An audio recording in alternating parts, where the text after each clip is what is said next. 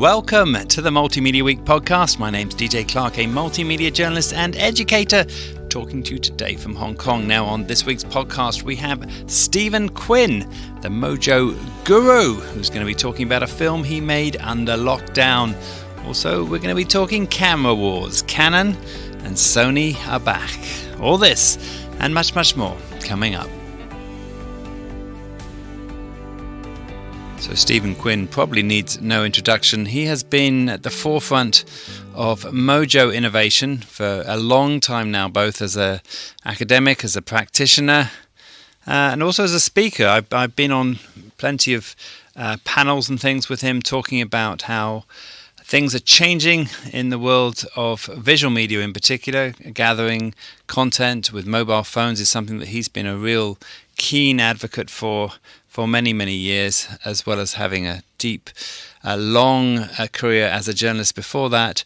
Stephen's going to be talking about a film that he made under lockdown. It's not actually a journalistic piece, but I think it was so fascinating. He sent me a link to it a few weeks ago, and just I sort of thought nothing really of it. I clicked on it maybe a few days later, but was really impressed with what he had done, particularly the way that he'd done it. So he created a film, he wrote a script while he was under lockdown and found actors and made this short film by them filming themselves with their mobile phones and it all being sent back to him, and some of it over Zoom, of course, and then him editing it where he was. Really kind of innovative way of thinking about what you can do in times where many of us have been, where we are not allowed to move very much in this day and age. Before we start, quick shout out to the University of Bolton, MA in International Multimedia Journalism and MA in Visual Media. These are two very similar degrees that run in Beijing and Hangzhou, respectively. In China, that is, and they're open to any international students. You get to come out with a UK MA degree at the end of it, and as I've said many times before in this podcast, a great opportunity for somebody who's thinking about changing their career path, maybe people at the end of a journalism BA degree, or somebody just looking for international experience, or somebody who may want to change what they're doing currently in the newsroom and do something a little bit different. So it's a great course, and a lot of our graduates, if you listen to the backlog of these podcasts, have been on talking about what they've been doing. Right, let's get on with the podcast. Before I start this, after it, I'm going to talk briefly, not in a huge depth, maybe that's another podcast to come, about two recent camera announcements and what they mean for single operators like myself who work, who kind of need lightweight equipment to be able to work around the world and travel and go to different places to create different types of content. Okay, let's start with Stephen.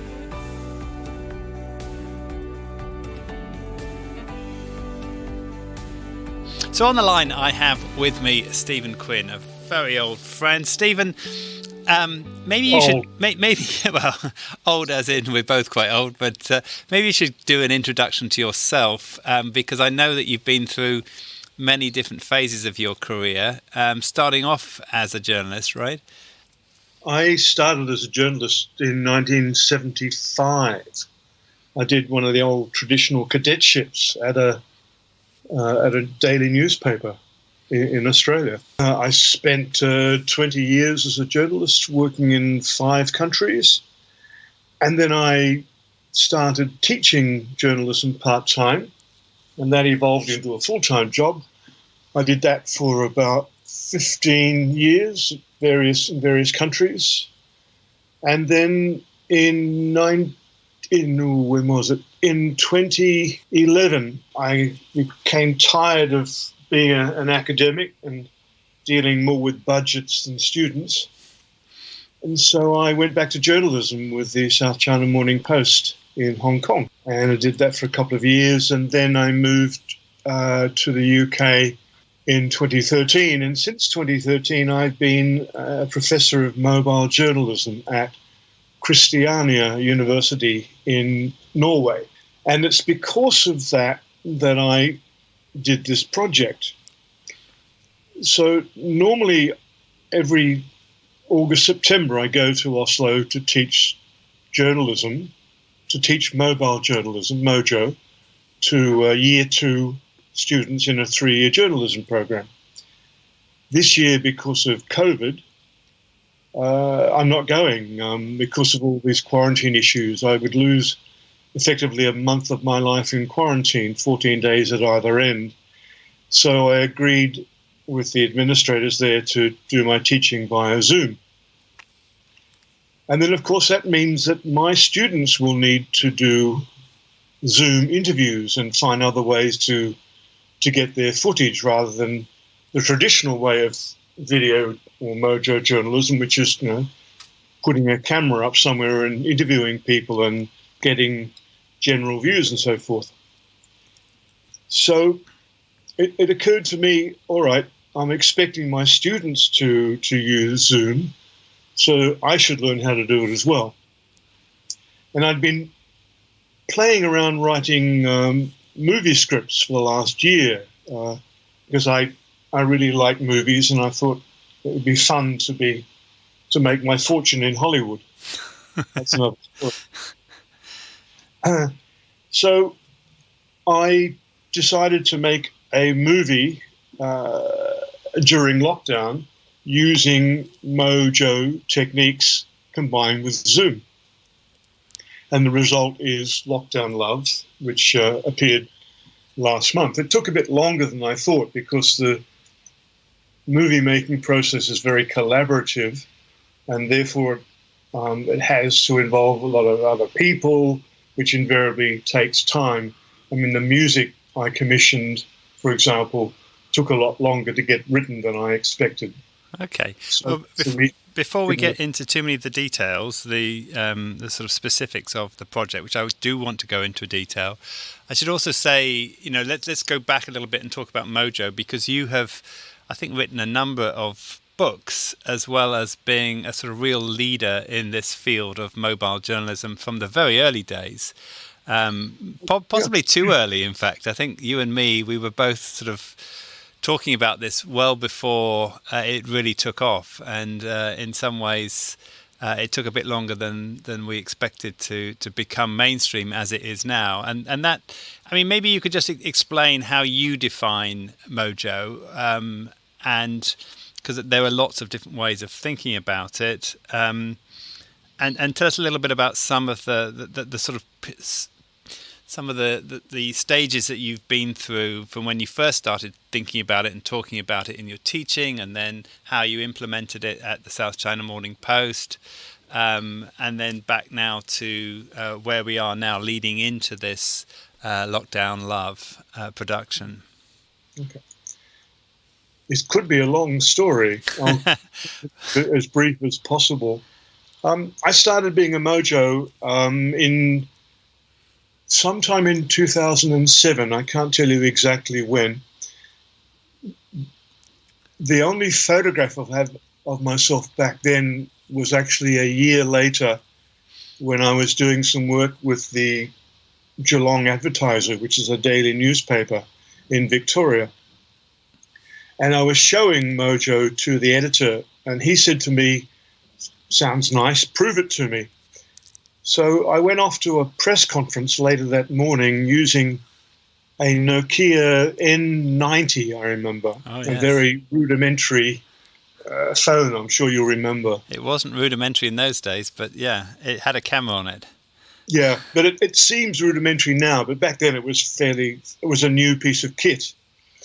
And so I encountered a press conference with the star player of the local football team, and that team was scheduled to be in the grand final that coming weekend. So it was a news story, the fact that he was announcing his plans for the future and for the club. And the deal was he would come out of the clubhouse, he would make a statement to the media, and there would be no questions. He would just make his statement, turn around and walk back into the club. So he came out, made a 5-6 minute statement there must have been at least 60 journalists there. And then he said, "Thank you very much," and turned his back. And with a minder on each side, he walks back into the clubhouse. So I ambled up alongside him with my trusty Nokia 90. And I'm pretty sure he thought I was just going to take a photograph of him with my mobile phone. But I turned on the video camera and did an interview with him, which I later streamed back to the website of the Geelong Advertiser. And the editor was so impressed, he went out and bought some kit. And that man is now, I think his title is something like Chief Innovation Officer for News Limited. Because he could see the potential of technology for news gathering. So that was the origin. And after that, I started doing presentations for the what was then called IFRA, which merged with the World Association of Newspapers. So there was a stage in the late 2008, 9, 10, where I was doing a lot of travel, doing MOJO, demonstrating it to various newspaper companies. But it was frustrating because all I really was doing was filming and putting that video on a website, because it wasn't really good enough for anything beyond the website. The quality was quite poor. I've actually kept a couple of examples which I show to students. Here we are 12 years later, to show how ordinary the footage was, how grainy, how poor quality it was.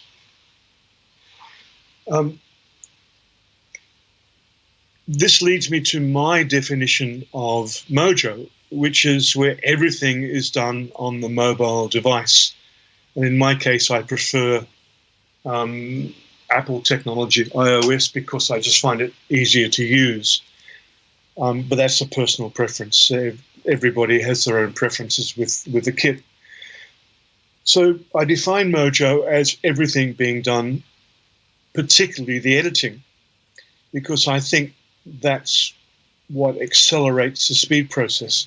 So my background is news journalism. So I'm interested in getting a news story done as quickly as possible. And I argue with a skilled MOJO, a trained MOJO, can make a reasonably good effort at a news video very quickly, in a couple of hours, with a mobile device, ideally an iPhone. That's different from many other people's definition of MOJO, because there are lots of examples of people who film with the mobile phone but then edit with some other device, with Premiere Pro, with Final Cut or whatever. Sure. So, what the other questions? Well, no, that's a great introduction. I mean, it's effectively you've moved us into the next stage. You've been from the South China Morning Post, which is where you put in a mobile newsroom. This is a side question to the main feature, which we'll be coming on to in a minute. But do you think that was too early? Because it was at a time when there was quite a lot of resistance, I think, amongst videographers, photographers, people who were kind of used to more sort of traditional way of creating content. And we're talking now, 2011 to 2013 or something. Is that right about then? So it's still very early days that you tried to get or build a video team that was all MOJO based. I mean, how do you reflect on that now in 2020? Yeah, there are lots of factors.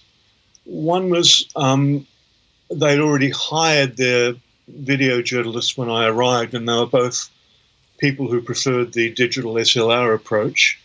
So there was a little bit of resistance from them. They saw themselves as more artistes making documentaries rather than fairly sharp, quick news stories. But the biggest issue was really tight budgets, and the organization would not buy equipment. So I would present budgets for equipment each year and basically get told no. So the journalists were expected to buy and use their own equipment. And a junior reporter on the South China Morning Post was he or she would probably have to spend about 2 months' salary to get the latest high-end iPhone. Yeah. So and the company would not even reimburse things like data charges. This was a company where you had to fill in an expenses claim to claim a bus fare or a tube fare, an underground fare. So there was not a lot of support for MOJO. Yeah. And I found it very frustrating. I did lots and lots of MOJO stories, and to prove the fact that MOJO can be done quickly, I can show you a video that took me between pressing the record button and having the finished 1 minute video on the South China Morning Post. I did it in under 3 minutes. Yeah. But that was because of planning. I planned the story so that I didn't really need to edit very much, just top and tail. Yeah. So it was frustrating, and so that's part of the reason why I left the organisation. Yeah. Well, a lot has changed there since you left, certainly in terms of budgets, that's for sure. Let's move on now to Lockdown Love. So here you are, under lockdown in the UK, and you decide that you're going to make a movie. Pretty well the opposite as to what everyone else was doing, which was sort of forgetting all of their plans and just saying, okay, I've got to stay still, I can't do anything for the next few months. Talk us through that process, how you came up with the idea, how you managed to recruit your actors, write the script, obviously. I'm guessing you have to consider that the actors and everyone involved in it are all at home as well, so they can't interact with each other or in the way that you might have wanted them to do normally. You're all kind of operating from your own spaces. Okay, I'll take you through the process. So it began with the script. I wrote a 9-minute, hopefully comic script, which I sent to an actor friend I knew, a guy called Ben, who became the lead in the movie. After we had the script, he said, I've got a friend who would make an ideal lead for the female part, the woman's part. And then she found the actor who would play the role of the woman's best friend. There's really only 3 characters in the movie. So I wrote the script, sent them a copy, and we had a Zoom meeting to discuss.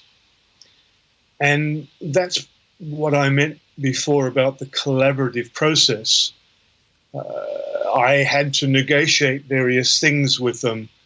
So we negotiated that they would film general views of their flats themselves with their own iPhones, and that required my sending them emails about how to set their phone, how to change the settings in Zoom to improve the audio.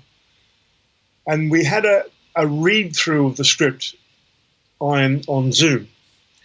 And the first thing I discovered was that the audio quality was just dreadful. So I had to do a lot of research, and there are lots of videos on YouTube to help, a lot of research on how to tinker with the Zoom settings to improve the audio quality. I also clamped a lavalier microphone connected to one of my iPhones to the microphone, near the microphone of my laptop, the one I'm using to talk with you, and that meant I got some reasonably good audio. And then the actors, I gave the actors a list of shots, pieces of footage that they could do at home.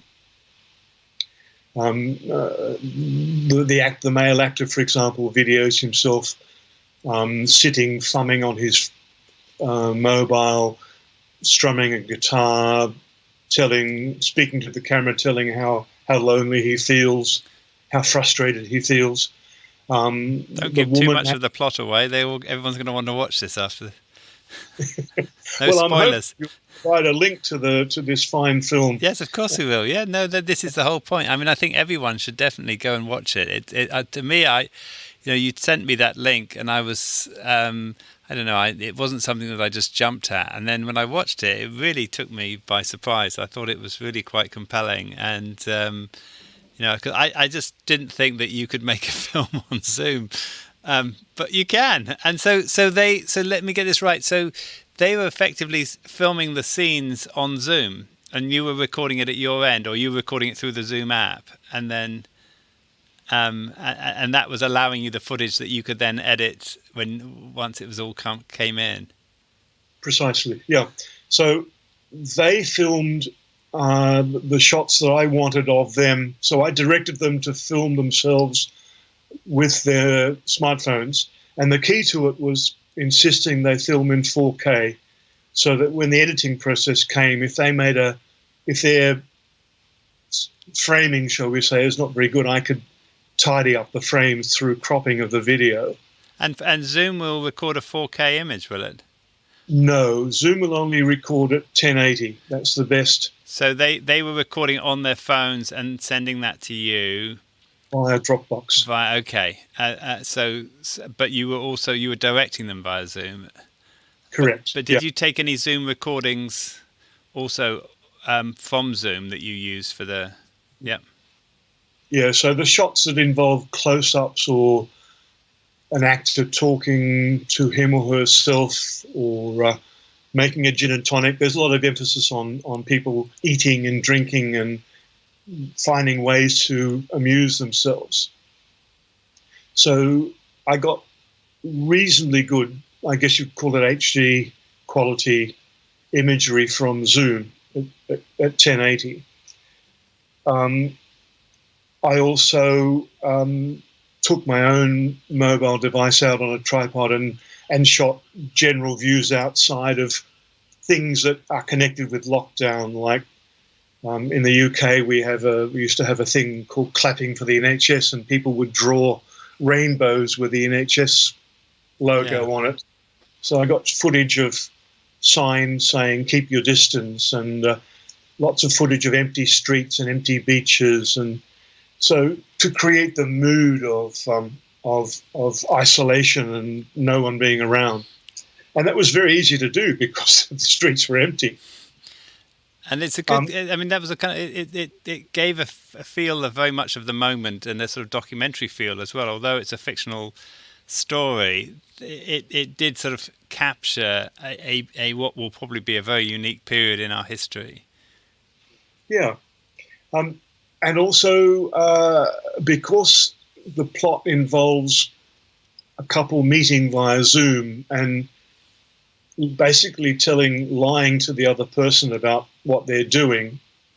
So the part of the video was shot between the male and female lead on Zoom. So all you see is the still image that they present of themselves, and we had to find suitably. So in the photograph of the man on Zoom is clean shaven and handsome looking. And the video we see of him in reality is he's grown a beard and his hair's all shaggy and he's got a cigarette dangling from his mouth, even though he claims to be a non-smoker. So it's about paradox. It's about appearance versus reality. Yeah. Yeah. And of course, I could also use the footage they shot to show cutaways. So when she says, "I'm wearing a new dress for the occasion," we show a cutaway of her wearing a daggy tracksuit.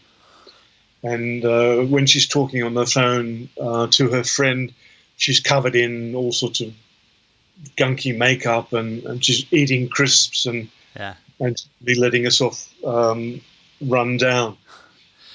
So it was an interesting experience. And so to finish off, once I had all this footage, the stuff they sent me via Dropbox, the stuff I shot myself, the footage that they recorded via Zoom, the recordings I made on Zoom, that all went via AirDrop onto my iPad, and then I opened up an editing package and edited the video into what we see.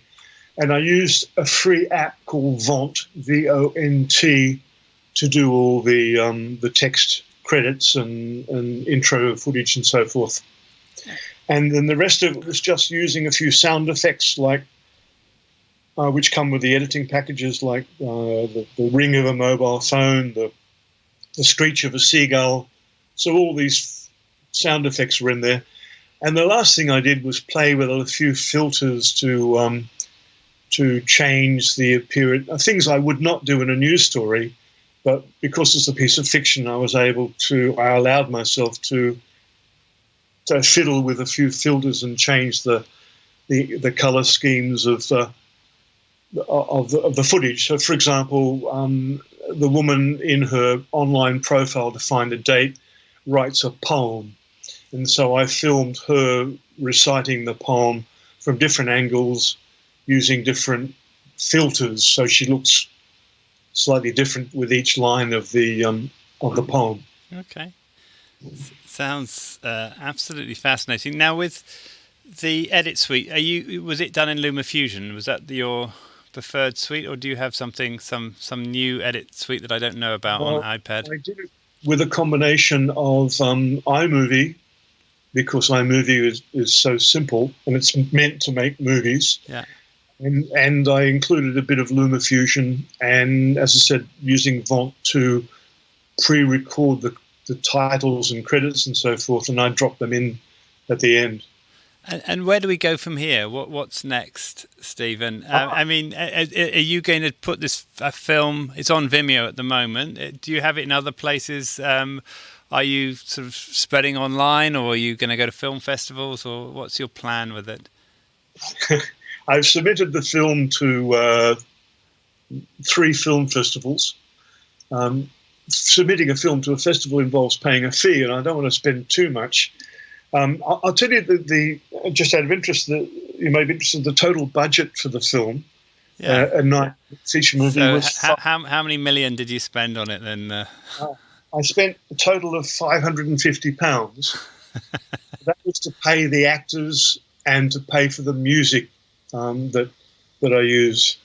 One thing I will say about music, I did the original version without sound, just nat sound, and then I added music to it, and the music made a vast difference in terms of somehow pulling it together, giving it an extra layer, an extra dimension. And so I think it's much better with music. So I'm going to use a lot more music in future films. And you commission that music rather than using copyright-free music, right? Correct. Yeah. I have a friend here where I live in Brighton called Nigel Thomas, who has a quintet, a jazz quintet. And so I commissioned him to do... the actual piece of music is called Albert, Albert. It's from one of his albums. Okay. In terms of the future, next week we are filming another movie, same actors, same director. This one will be done on location because it's written in such a way. It's about artificial intelligence, right? And so it needs to be filmed on location. So the actors are coming to Brighton and we'll film it. That 9-minute movie, Lockdown Love, only involved half a day of filming. The total thing was done in a day in terms of gathering. The longer process was the editing process, and then getting the music to fit with the images. This one that's coming up, it's called My Plastic Friend. It'll probably take 2 days of filming. It'll be about the same duration, about 9 minutes. Okay. Well, I look forward to that. I'm going to put a link. Is the Vimeo link the best link to put for the Lockdown Love? Yeah. I'm going to put a link to that and recommend everyone see it. Good luck with the film festivals. I really think this is something that everyone should look at, just in terms of innovation. It's not a piece of journalism, but as I said, I think it's a kind of it's almost like a documentary of kinds. I've forgotten what they call them when they mix a documentary with the fiction, but it's a piece for the time, and the way that you put it together shows amazing creativity and innovation, of course, which you've always displayed throughout your career. But this is something that I haven't seen from other people, and really enjoyed it. And I was saying to you before we started that, when I started to watch this, I wasn't expecting to be something. Oh, maybe I said it during the podcast. I can't remember, but I hadn't expected anything like this from the way that you described that you put it together. So it really kind of hits the nail on the head. So congratulations, and good luck with the next one. Thank you. Just one final point. It originated as a proof of concept. That the idea was, is it possible to make a film using mobile tools, mobile phones, and editing apps combined with Zoom? Is it possible? Because I wanted to prove to my journalism students that even though they're in lockdown in Norway, in Oslo, they can still make some form of a creative product. That's a great way of doing it. I'm a great believer that if students tell me that they can't do it, is that I just go and do it and then say, yes, you can. Absolutely. Yeah. Great talking to you, Stephen. Thank you for your time. You're most welcome. So in the news, we have two major new camera announcements. I'm sure by the time you hear this, you'll have heard about these. These have been very much talked about, and there are plenty of review videos online. So I'm going to kind of sum them up very quickly. I'm going to go talk specifically about the R5 from Canon. Now they have an R6 as well, which is slightly spec'd down, but maybe better, cheaper certainly for some people. So have a look at that as well. And then the Sony a7S III. To give you a little bit of history, after the 5D Mark II came out from Canon, this was a DSLR that came out I think in 2008 or thereabouts. This camera really kind of changed so much in the video space, in that for the first time you had a really high quality image that was coming out of a very small camera. They were using the full frame, 35mm full frame from this digital camera to give an image that we would have paid just a fortune for prior to it. It had lots and lots of issues, but it did provide the image, and you could work around those issues. Now, as you move on through the years since 2008, Sony and Panasonic in particular have been bringing out more and more cameras that have better features than what Canon has done. Canon has got a very good cinema range, these big cameras that they use for high-end documentaries and films and all sorts of other things. But they have stopped, or they have been very conservative in what they've given to the DSLRs, to the small cameras, in terms of the specs that they had, sort of trying to make sure that they sold their cinema cameras. Now Sony, on the other hand, and Panasonic have not done that. They have been releasing more and more features with their mirrorless cameras, which have made them much more competitive than Canon. Canon has lost a lot of ground. And with this camera, they're changing everything. They have thrown the kitchen sink of it. And more so, they've basically produced a camera that has just about everything that you want. Now, there's some key things to note that I'm going to talk about as a single operator. We're talking from this podcast as somebody who operates by themselves, or maybe in a very small team, has to carry their gear, doesn't necessarily have a car. I'm working in Asia, so I don't drive around. Sometimes I can rent a car, or I can have a driver come with me, but more often than not, I'm using public transport. Or I'm having to carry stuff physically around. So the weight of the gear that I use is very important. And these cinema cameras are good, but they're much bigger. and we found more and more clients are asking for this higher end bit rate. Now, a bit rate means the amount of information that's there. It's not the size of the file, though the higher the bit rate, the bigger the file.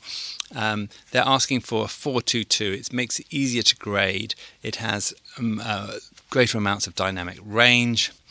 And just basically a more stable image than what we were getting on the 420, which is what pretty well all of the DSLRs and mirrorless cameras were doing originally.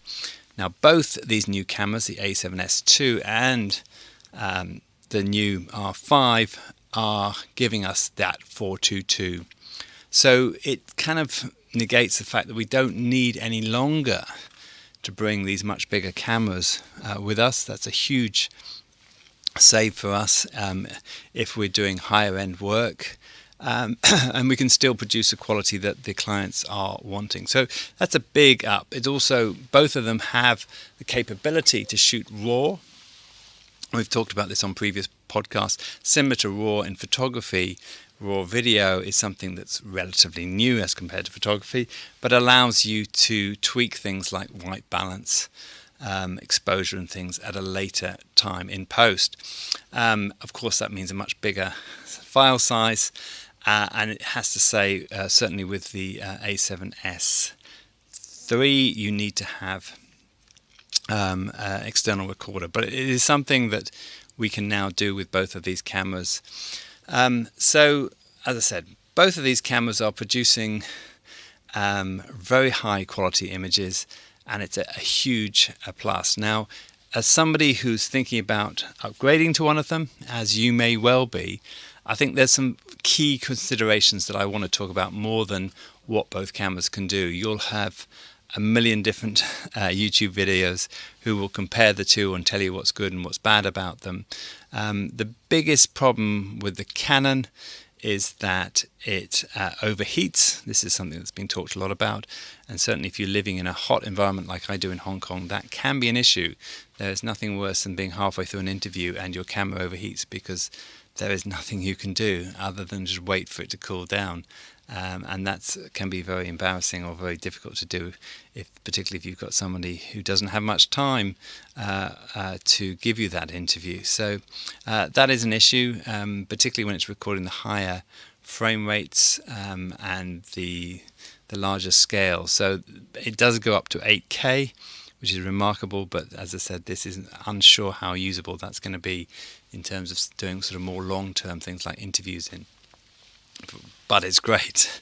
The Sony doesn't have as much issue with that, but its downside is it's just a 12 megapixel camera, as was the previous versions of the A7S, which means if you're using it for stills as well, as I do, the file sizes are quite small.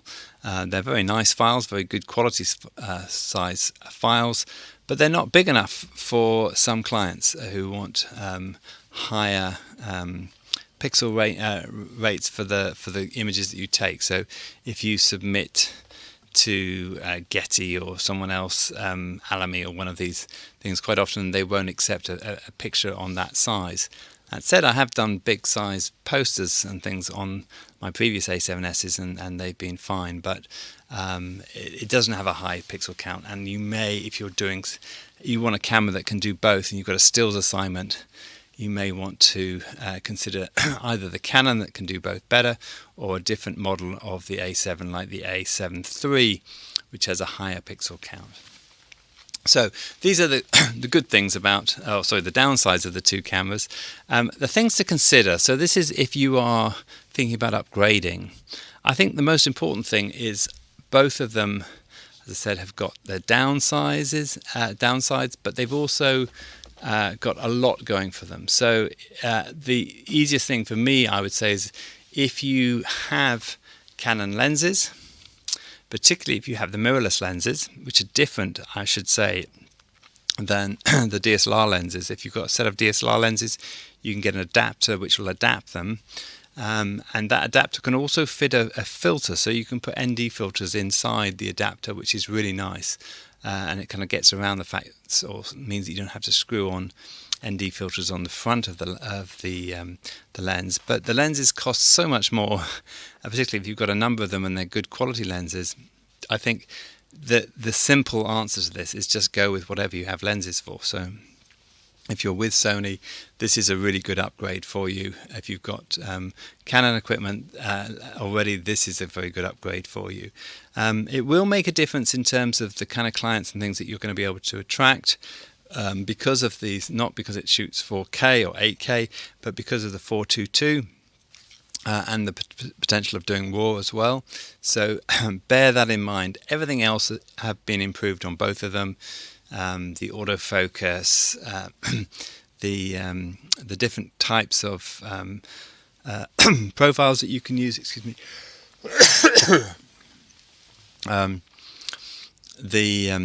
The ports that they've got, the menu systems, all of these things have been improved. They both have fully articulating rear LED screens, which is great, and fantastic autofocus on both. Both very good low light performers. The Sony A7S in particular.